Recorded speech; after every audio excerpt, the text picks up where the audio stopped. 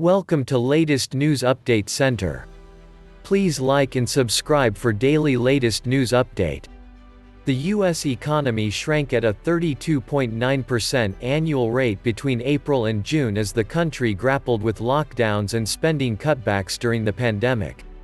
It was the deepest decline since the government began keeping records in 1947 and 3 times more severe than the prior record of 10% set in 1958. Reduced spending on services such as healthcare drove the fall. Economists have said they expected to see the sharpest drop in the second quarter, with recovery thereafter. But as virus cases in the U.S. surge and some areas re-impose restrictions on activity, more than 1.4 million people filed new claims for unemployment last week, up slightly from the prior week for the second week in a row. Other data points to spending cuts and falls in confidence in July. Job losses. Jerome Powell, the head of America's central bank, on Wednesday warned of renewed slowdown, describing the downturn as the most severe in our lifetimes.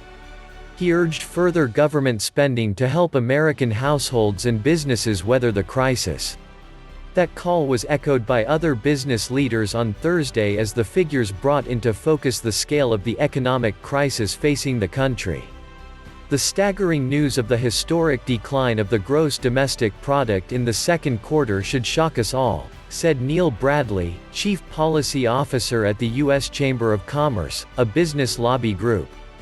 This jarring news should compel Congress to move swiftly. New York City pub owner Anthony Laporto has been serving drinks at his Bean Post venue since 1994. He's never known it so bad. After waiting months to reopen, he is now struggling to fill his tables as people worried about the virus or loss of income stay home. It is a drop-off in trade that is magnified across the U.S., a reason why the GDP numbers were so bad. This is now going on for months, and we were told that there would be an opportunity for us to start getting back to some normalcy around this time. There's no signs of normalcy whatsoever, he says. I have a don't stop, won't stop type of attitude, but it's getting to a point where I'm nervous, and I've got to be honest. I'm nervous that even if I continue to go on, what's going to happen with the neighborhood? The more offices that close or keep staff at home, the more the Bean Post's custom dwindles. I don't believe in a quick bounce back at all, he says. This is a long time that people have not been making money. There are nights when there's just nobody around. There's just not enough money in people's pockets and not enough want in people's spirits.